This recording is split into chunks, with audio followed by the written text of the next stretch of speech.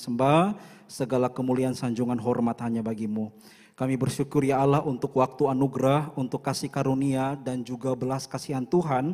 Tuhan mampukan kami, layakan kami untuk ada di hadirat-Mu hari ini ya Tuhan. Khususnya kami kaum pria ya Allah untuk datang kepadamu ya Tuhan. Bapa di sorga, kami sebagai anak-anak-Mu yang kami sadar benar, di luar Tuhan kami tidak bisa apa-apa, tapi kami percaya di dalam Tuhan kami dapat melakukan segala sesuatu. Tuhan tolong kami, biarlah dalam segala keterbatasan kami, dalam keberadaan kami percaya kami diterima bukan karena kami hebat, tapi karena kasih karunia, karena kebaikan dan cinta Tuhan yang sejati yang Tuhan berikan kepada setiap kami. Kami telah datang kepadamu ya Tuhan dengan penyembahan kami, dengan pujian kami Tuhan yang tulus ikhlas dari hati kami. Dan kini tiba saatnya ya Allah untuk kami sama-sama mendengar sabdamu yang manis. Tuhan tolong kami ya Allah, Roh Kudus jamah dan Roh Kudus pulihkan setiap hati kami sehingga firman Tuhan yang datang itu benar-benar menjadi benih yang dapat tumbuh, berbuah dan juga berakar dalam setiap kehidupan kami ya Tuhan. Anak Tuhan yang akan berbicara atas namamu Tuhan, tolong belas kasihan Tuhan, urapi anakmu sehingga setiap tutur kalimat bahasa yang diseberangkan itu mutlak karena kuat kuasa daripada Roh Kudus. Terima kasih banyak Bapa di sorga, Tuhan telah tahirkan, Tuhan telah sucikan setiap kami, dan biarlah firman Tuhan yang akan kami baca dan renungkan dapat memerdekakan kami, memulihkan dan mengangkat kami dari setiap keterpurukan kami. Inilah kami Tuhan anak-anak-Mu, demi Kristus Yesus yang adalah Tuhan dan Juru Selamat kami, firman Tuhan yang hidup, kami siap untuk dengar firman Tuhan. Setiap kita yang siap dengar firman Tuhan, sama-sama kita berkata, amin. Haleluya. Kita berikan kemuliaan bagi nama Tuhan. Saudara, silakan duduk kembali.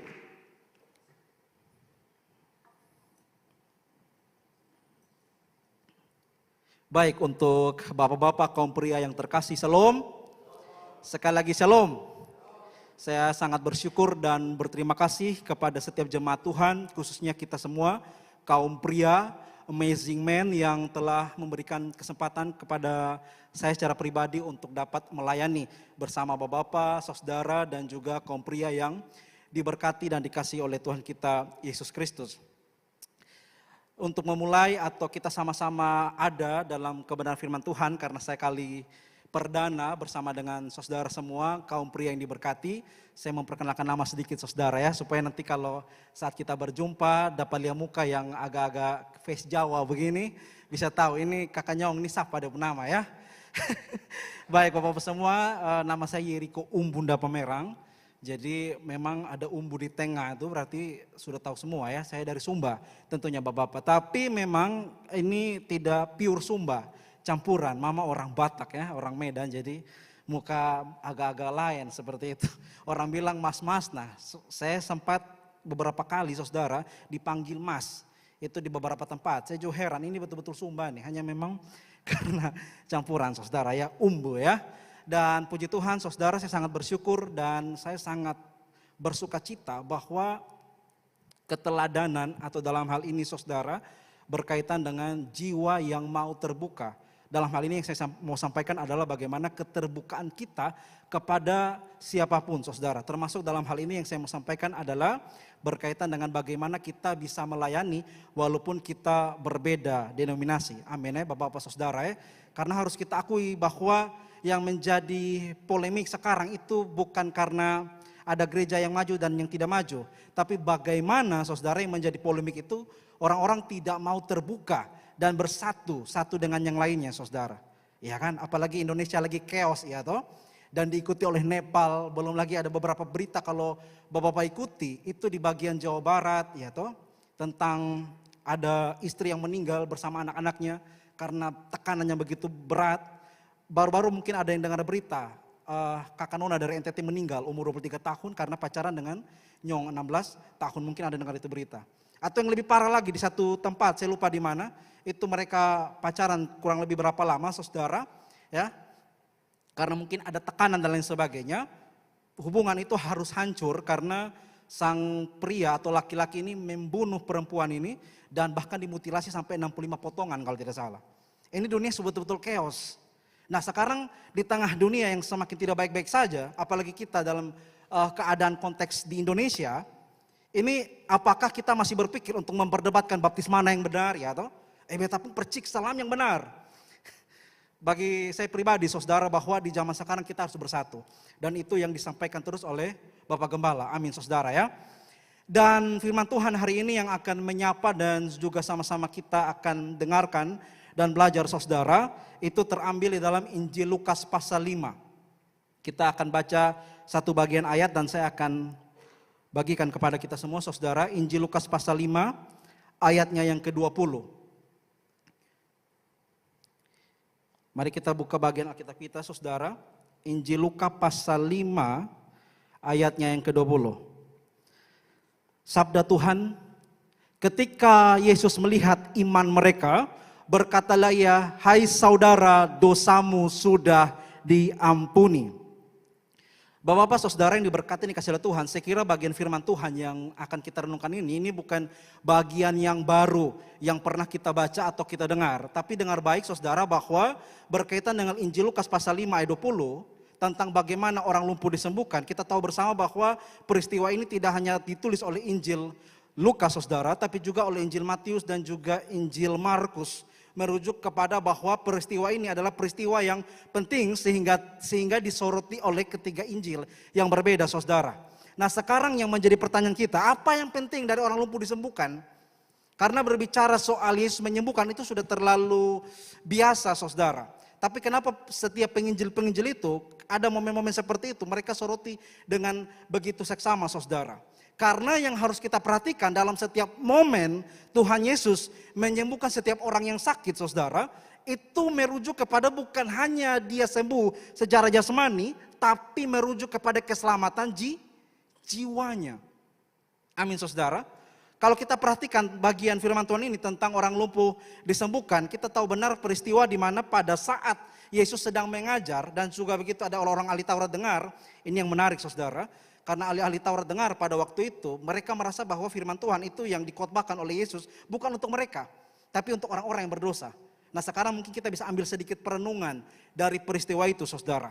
Adakah kita ketika saat mendengar firman, mendengarkan khotbah atau seri dan lain sebagainya, kita selalu merasa bahwa kita lebih baik dari orang lain dan sehingga kita merasa bahwa oh itu khotbah untuk dia, bukan untuk saya, saudara. Dan kita lihat nanti, saudara, pada momen di mana saat Yesus akan menyatakan dirinya sebagai Allah karena dia berkata, "Aku mengampuni dosamu," mereka menjadi gusar dan menjadi marah. Karena mereka mengatakan bahwa Yesus itu dia menghujat Allah. Karena yang hanya mampu mengampuni dosa hanya Allah saja. Saya bersyukur, saudara yang diberkati dan dicintai oleh Tuhan kita Yesus Kristus. Mungkin ada bapak-bapak, saudara, kaum pria khususnya yang suka ikuti serial superhero. Seperti MCU, ya kan, Marvel Cinematic Universe atau DCU dan lain sebagainya.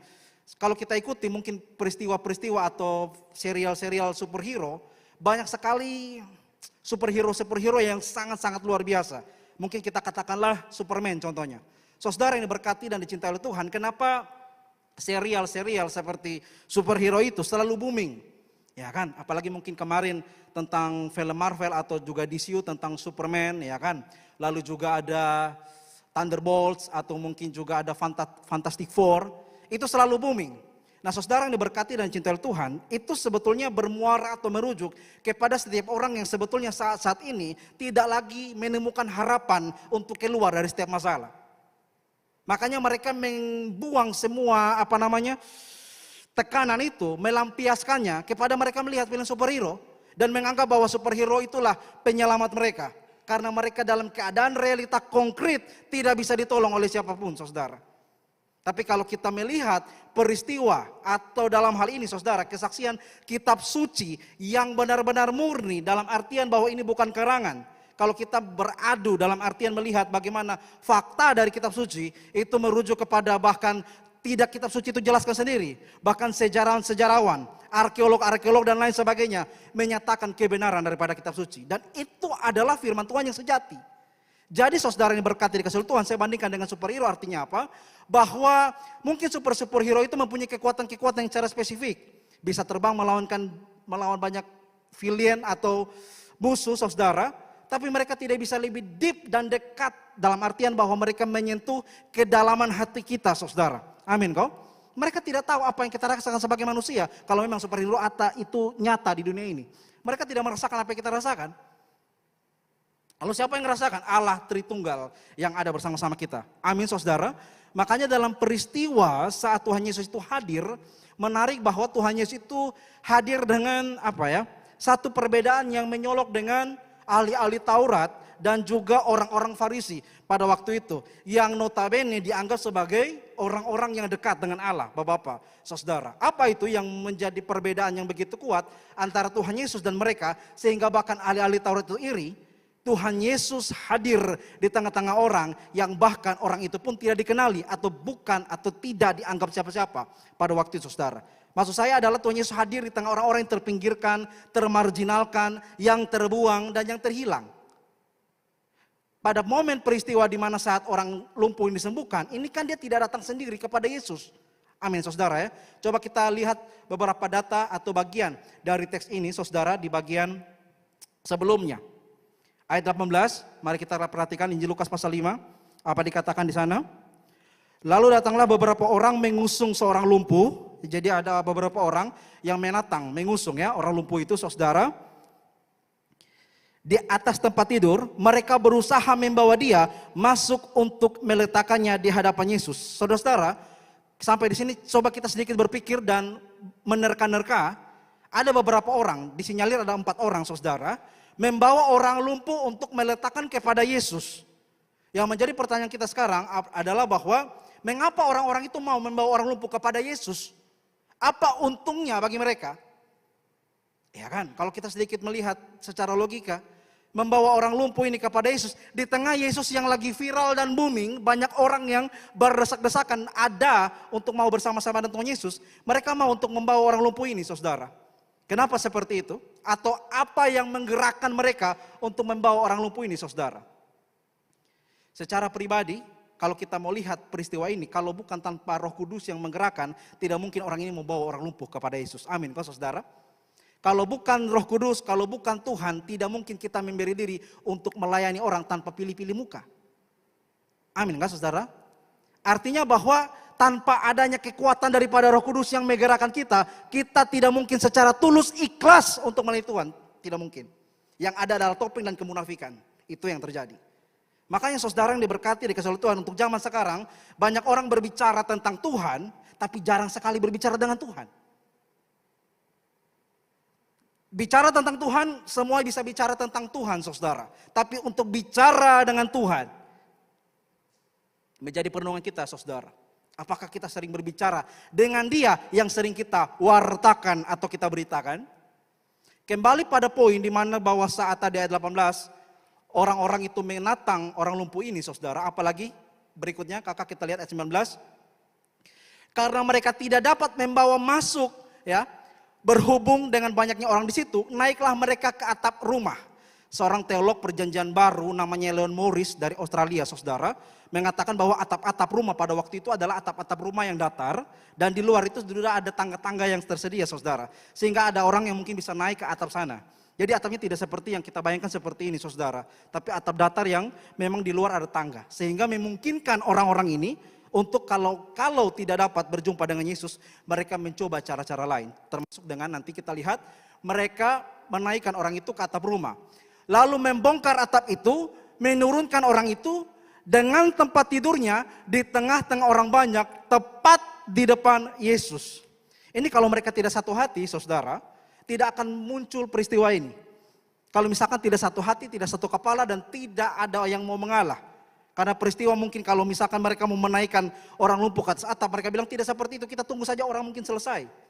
Kalau ada sampai yang bertentangan, saudara, maka peristiwa ini tidak akan mungkin terjadi.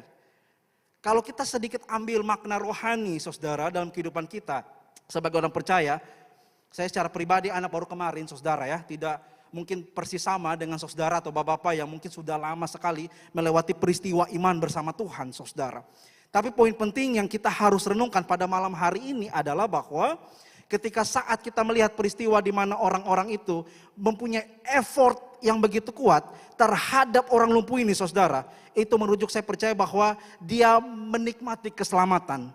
Dia menikmati keselamatan dalam artian bahwa dia beriman kepada Kristus dan dia juga mau orang lumpuh ini disembuhkan. Nanti kita lihat peristiwa di saat Tuhan Yesus melihat orang ini, dan orang lumpuh itu letakkan di depannya, ayat 20 apa yang dibilang di sana? Ketika Yesus melihat iman mereka, iman siapa? Apakah 4 orang itu atau 5 orang itu? Tentunya 5 orang itu, saudara ya.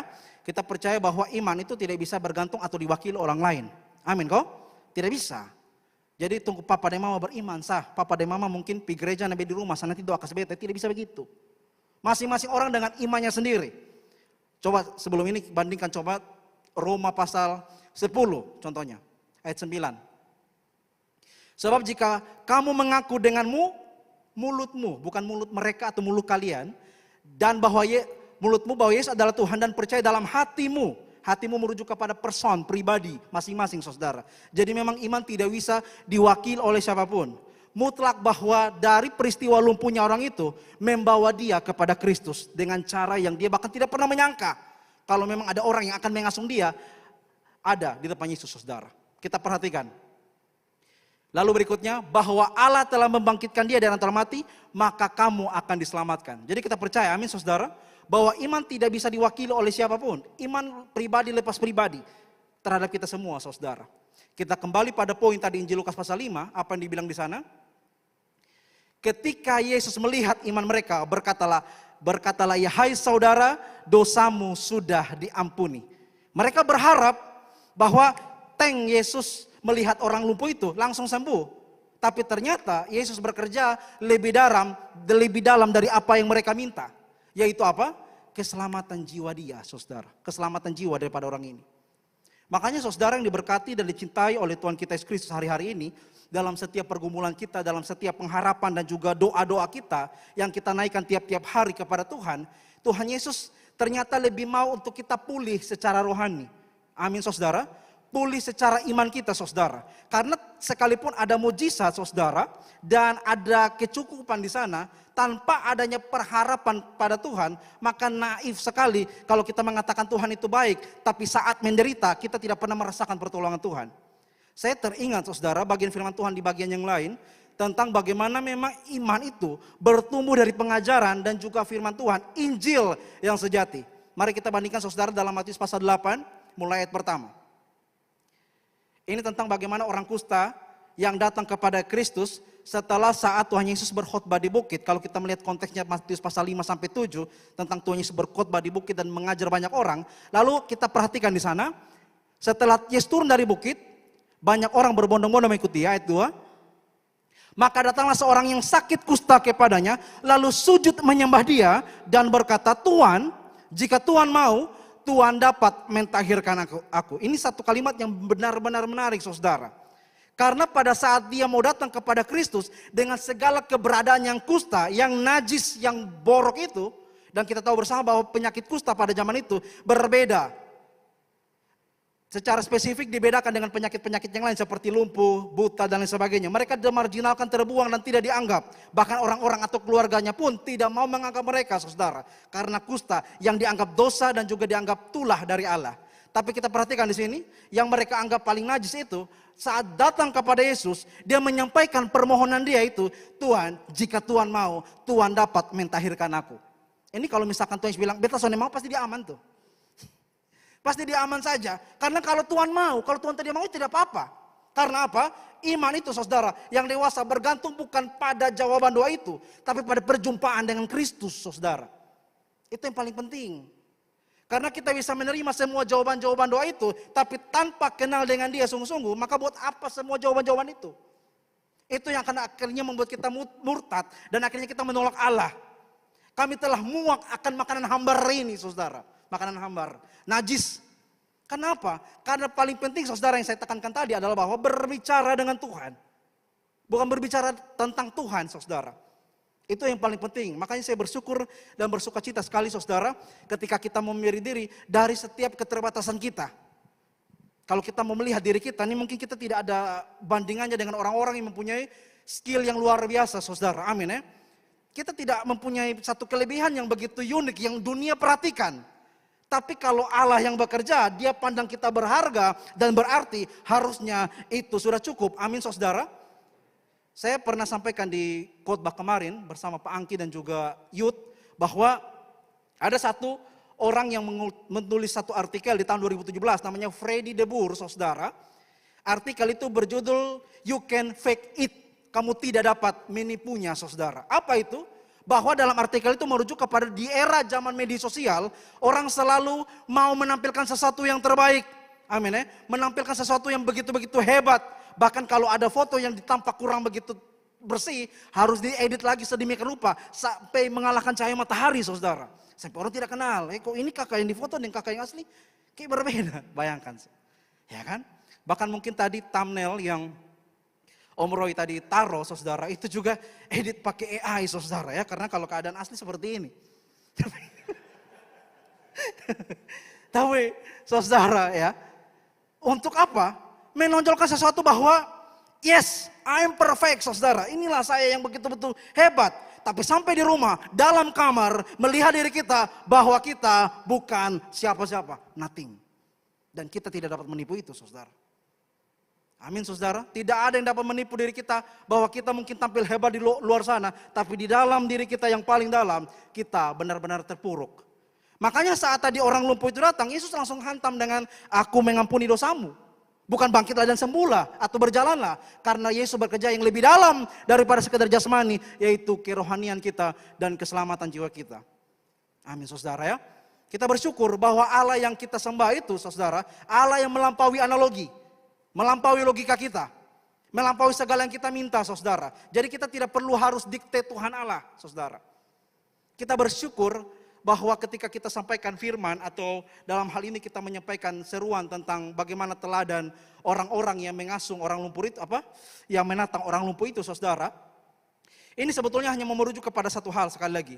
Bahwa Kristus Yesus adalah anak Allah yang maha tinggi, saudara. Makanya saya sangat bersyukur dan sering ikuti Bagem, saudara, dalam setiap khotbah. Memang betul bahwa muara setiap pemberitaan kita, dalam setiap penyampaian kita, harus Injil, harus Yesus Kristus. Karena di tengah dunia yang saya katakan tadi di awal, yang tidak karu-karuan, yang orang bisa potong orang 65 bagian, itu sudah tidak masuk akal, tidak make sense, saudara. Di manakah kasih itu, saudara? Di tengah dunia memang semakin parah dan hancur, memang kita butuh Tuhan Yesus Kristus, Roh Kudus menolong kita, Allah Tritunggal yang mengurapi dan menolong kita, saudara. Kita perhatikan lagi bagian berikutnya apa yang dikatakan di sana dari Injil Lukas, kakak. Pasalnya yang ke-5 tadi, diampuni. Dan tadi saya sudah terangkan di awal bahwa akhirnya orang-orang ahli-ahli Taurat itu gusar, marah. Mereka merasa bahwa Yesus ini menghujat Allah karena yang hanya bisa mengampuni dosa hanya Allah saja. Saudara, secara implisit Yesus mau menyampaikan pada saat itu juga dia adalah Allah yang dapat mengampuni dosa. Dan tidak ada siapapun yang dapat selamatkan kita dan tolong kita atau mengampuni dosa kita selain daripada Tuhan Yesus Kristus. Makanya saya katakan tadi, saudara, di bagian awal yang mungkin tadi saudara ingat bahwa perbedaan tentang superhero tadi dengan Yesus Kristus itu begitu signifikan, begitu berbeda jauh. Di mana bahwa Yesus Kristus hadir sebagai manusia dalam misi penyelamatannya. Dia juga merasakan apa yang kita rasakan. Makanya saya kutip sedikit ada kata-kata dari Profesor Joas Ade Prasetya, saudara. Dia mengatakan bahwa Allah di dalam Kristus adalah Allah yang datang untuk merangkul dan merengkuh kita dalam kerapuhan kita, saudara. Dalam kerapuhan dan juga dalam ketidakberdayaan kita, keterpurukan kita. Dia rangkul kita, saudara. Saya sangat bersyukur sekali dan saya sangat mencintai bagaimana Tuhan itu mencintai kita, saudara. Kenapa demikian? Karena yang harus kita renungkan sekarang, saudara, bahwa di tengah-tengah dunia yang saya katakan individualisme, lalu bagaimana keadaan yang chaos-chaos itu terjadi, atau bagaimana dunia ini yang maunya validasi harus dimunculkan. Bagaimana orang sekarang mungkin muncul di media sosial, saudara, untuk menunjukkan dirinya adalah dirinya yang hebat. Membutuhkan validasi dan pengakuan. Di tengah-tengah dunia sekarang, saudara, kalau kita melihat diri kita secara pribadi, kita mungkin tidak dapat pengakuan itu, saudara. Tidak dapat validasi yang seperti orang-orang itu mau. Tapi saya tekankan hari ini, saudara, kembali lagi bapak-bapak, kaum pria yang diberkati dan cintai oleh Tuhan kita Yesus Kristus. Sebagai laki-laki yang Tuhan ciptakan, kita begitu berharga dan kita sangat-sangat diterima oleh Tuhan. Amin, saudara. Saya sangat bersyukur karena bagaimana ketika saya datang, setiap kita yang memberi diri melayani karena hati itu lebih nikmat, saudara. Dibandingkan melayani kita menunjukkan egois kita, star syndrome, dan juga kita menonjolkan diri kita. Karena apa? Karena tidak akan jadi berkat. Karena yang melayani siapa? Yang kita layani itu siapa? Apakah manusia yang di hadapan kita? Atau Tuhan yang kita layani? Makanya saudara ini berkati dan cinta oleh Tuhan kita Yesus Kristus. Sebagai perenungan bagi saya dan kita semua, bapak-bapak yang diberkati dan dicintai oleh Tuhan kita Yesus Kristus. Dalam dunia pelayanan saudara, kita kadang melihat bahwa apa yang kita akan dapatkan dari pelayanan. Maksudnya apa yang harus kita, maunya apa yang kita dapatkan begitu. Mungkin kita sempat berpikir, wah jangan sampai saya melayani dan tidak mendapatkan sesuatu atau melayani gara-gara bahwa mungkin tidak ada kerja dan sebagainya. Tapi yang saya mau tekankan sekali lagi saudara yang berkati dan cinta oleh Tuhan. Berbicara melayani Allah Tritunggal itu mega proyek, itu hal yang besar. Dan pelayanan di sini saudara harus saudara perhatikan bahwa bukan kita bicara di atas mimbar. Mengasihi istri, ya kan, secara sederhana, mengasihi anak-anak. Bagaimana kita tuh di lingkungan orang-orang tuh, orang-orang melihat kita, ih kakak beta rasa damai, itu puji Tuhan. Tapi hari-hari ini saudara, kalau kehadiran kita membawa batu sandungan bagi orang lain, kita harus perhatikan secara baik diri kita saudara. Apakah tadi saya katakan tadi, kita berbicara tentang Tuhan lebih sering daripada kita berbicara dengan Tuhan. Ya saudara yang diberkati dan cinta oleh Tuhan kita Yesus Kristus, saya sangat percaya bahwa saya tidak akan perlu menguraikan secara dalam berkaitan dengan teks ini. Karena teks ini begitu familiar dan begitu kuat saudara. Tapi yang saya mau tekankan sekali lagi, bahwa Tuhan kadang tidak menjawab doa kita. Karena apa? Karena dia lebih dulu bekerja secara dalam, lebih dari yang kita minta. Amin saudara, lebih dari yang kita minta. Apapun yang kita harapkan saat ini, ternyata Tuhan bukan lakukan itu. Karena itu tuh bukan hal yang menjadi prioritas saudara. Tapi yang paling penting Tuhan kerjakan karena Tuhan tahu apa yang paling kita butuhkan saudara. Untuk dunia sekarang saudara sekali lagi di tengah keadaan yang sedang tidak baik-baik saja dan dalam keadaan yang begitu chaos saudara. Mari kita selalu untuk datang kepada Tuhan, berharap kepada Tuhan dan selalu mau ada dalam hubungan yang intim dengan Tuhan saudara. Amin kok saudara. Ini saya tekankan bahwa berkaitan dengan hubungan yang intim itu karena perlu sekali saudara. Karena adalah satu kecelakaan besar saudara, bahwa kita boleh mengatakan kepada orang bahwa Tuhan itu baik, tapi ternyata Yesus memandang kita, aku tidak pernah mengenal engkau, nyala engkau pembuat kejahatan. Amin saudara, itu hal yang harus kita renungkan saudara, sebagai hamba Tuhan yang mau datang kepada Allah. Sekali lagi penekanannya adalah bahwa tidak peduli kita siapa, tidak peduli. Tidak peduli berapa lama kita bertobat, tidak peduli kita baru bertobat kemarin atau kapanpun, tidak peduli. Yang ditekankan adalah karena kasih karunia Allah menghampiri diri kita, hati kita yang saya katakan tadi. Dia merengkul dan merengkuh kita dalam kerapuan kita. Dan yang paling penting tadi adalah dia mengampuni dosa kita dan menyelamatkan jiwa kita saudara. Kita perhatikan bagian berikut dalam Injil Lukas tadi dibilang apa? Pasal yang kelima.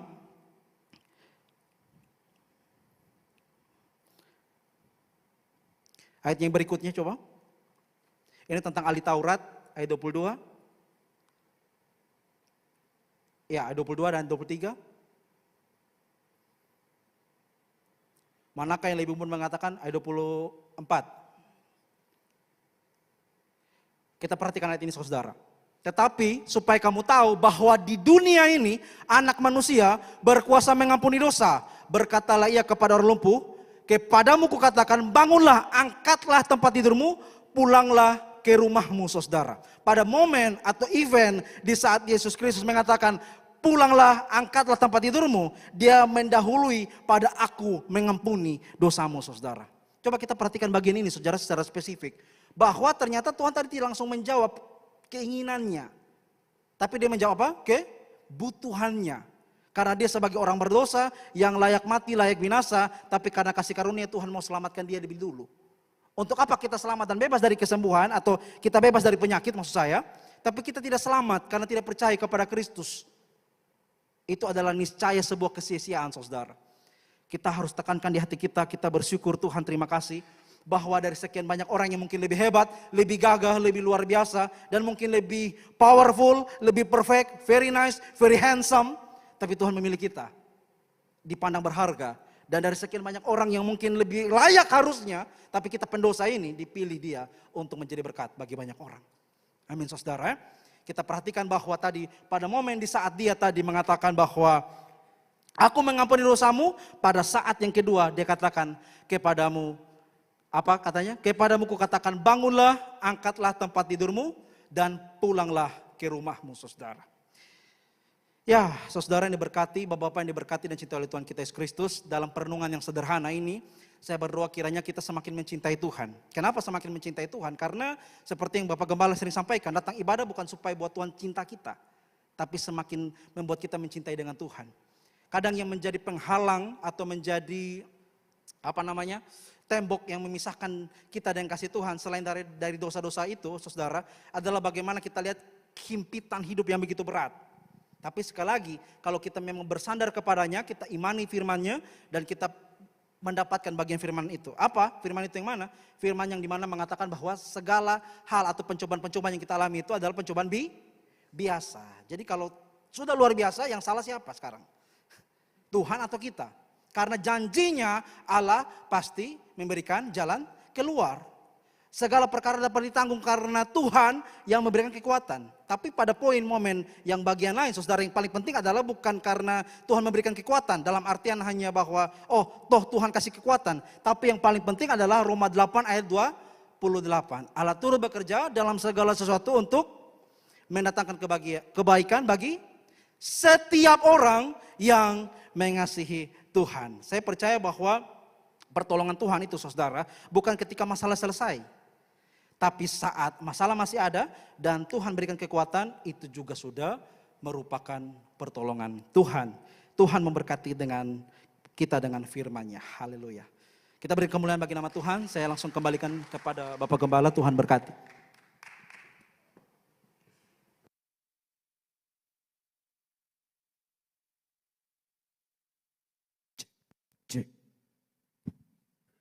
Puji Tuhan, terima kasih banyak Kakak Yeriko, saya dan bapak-bapak.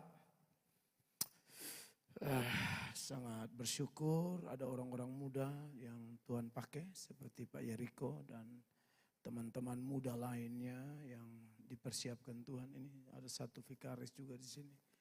Adik-adik saya dari Gemit yang ada Yoel, mereka tiga dari Ebenezer. Belum tahu yang lain-lain, jadi tolong kasih kenal sengketong dulu. Saya bersyukur ya kalau di gereja ini kita sudah tahu yang biasa berkhotbah ya. Tapi doa saya adalah semakin banyak orang muda yang bangkit dipersiapkan Tuhan, apalagi mereka ini kan dipersiapkan di satu sinode raksasa. Gereja yang masuk dalam, kalau tidak salah ya, 10 besar. Gereja terbesar di Indonesia itu kan Gemit. Dan itu kan kalau saya sih tidak pikiran kayak orang-orang dunia yang dipakai setan yang selalu melihat sinode. Saya tidak lihat itu sama sekali. Saya tahu itu Tuhan Yesus pun gereja. Lu mau debat dan beta akan lu bukan lu punya moyang pun gereja. Itu Gemit itu Tuhan Yesus pun gereja. Jadi lu jangan bawa otak setan masuk di situ supaya melihat yang di luar Gemit musuh. Itu kurang ajar manusia begitu. Siapapun dia, beta akan bombardir betul-betul. Siapapun. Itu selagi dia masih hidup, beta akan hantam dong. Kurang ajar tuh. Dikasih kesempatan melayani di situ misalnya, bukannya giring ini kapal besar ini ke pelabuhan yang benar. Kita putar-putar saya di Puku Afus itu, kita putar-putar di Laut Sabu kayak gitu. Dan saya bersyukur ya, tadi khotbah tadi minta maaf saya terlambat sedikit karena ada sedikit apa di rumah. Tapi saya berusaha datang. Saya nangkap beberapa pesan dari Lukas 5 ayat 20 itu dan seterusnya. Dan juga data-data pembanding yang muncul tadi. Ya, jadi memang bapak-bapak saya tahu bapak di sini banyak yang punya pergumulan ini itu apa segala macam. Dan khotbah tadi sudah sangat luar biasa. Harusnya pencobaan biasa. Kalau seluar biasa. Itu bukan Tuhan yang kata yang suara babiruk tuh. Kok bisa jadi luar biasa? Harusnya biasa. Mungkin terlalu tunda-tunda, buang waktu untuk berubah. Padahal tinggal datang di Tuhan kok. serahkan diri supaya jadi biasa begitu ya. Luar biasa, dan saya bersyukur ya, terima kasih Kakak Yerko terus belajar, terus setiap kesempatan jam terbang pakai baik-baik. Lakukan seperti yang kakak sudah lakukan, sudah bagus nih ya. Siapa tadi bro nama? Julius. Aduh, Julius waktu khotbah di penghiburannya Bapak Ivan, mama meninggal. Aduh, luar biasa. Adik-adik dong percaya, beta sayang bosong, beta tulus, beta dukung, dan kalian juga harus total melayani, banyak berdoa ya, banyak jaga hidup baik-baik ya, Yoel ya. Di sini kebanyakan nikah. Kalau Kamis kebanyakan beta, Pak Angki, Pak Martin, pengkhotbah di sini siapa yang belum nikah? Sana ada. Pak Rigian juga, ini sekolah teologian nih. Talenta ada nih ya, luar biasa Pak Rigian. Beta senang ya. Jadi percayalah, kami sangat mendukung adik-adik semua ya. Bangkit terus, tetap semangat, dan buat bapak-bapak dong juga ada semangat ya. Pokoknya dengar firman tuh mesti hormat hamba Tuhan. Mau dia orang muda, mesti hormat. Karena Timotius itu masih muda, dia belum menikah juga seperti Yeriko belum menikah. Tapi dia disuruh urus orang-orang yang sudah menikah, sudah berumah tangga. Ya ternyata untuk berkhotbah tuh untuk kasus tertentu tidak perlu mengalami dulu berkhotbah. Ya, misalnya Timotius, dia tidak harus menikah dulu baru khotbah di orang-orang yang sudah menikah. Atau kita tidak perlu ke sorga dulu baru khotbah tentang sorga. Kan ini iman. Nah. Tapi ya hal-hal yang lain memang harus lakukan. Kayak tadi saat teduh apa dong itu harus buat itu. Jangan sampai bilang pegang prinsip khotbah tidak perlu alami jadi fadoksa tanpa saat teduh. Nah itu bohong. Tapi kalau kasus-kasus khusus saya pikir ada dasar Alkitabnya harus. Ya harus kita alami baru buat. Atau khotbah atau ajar. Tapi yang lain istimewa saya pikir atas seizin Tuhan dengan dasar-dasar firman Allah tidak perlu alami dulu baru khotbah juga boleh. Ya. Baik, mungkin hanya itu Tuhan Yesus memberkati. Mari kita berdiri, siapa yang main musik? Dia bertahu kalau Yeriko khotbah lama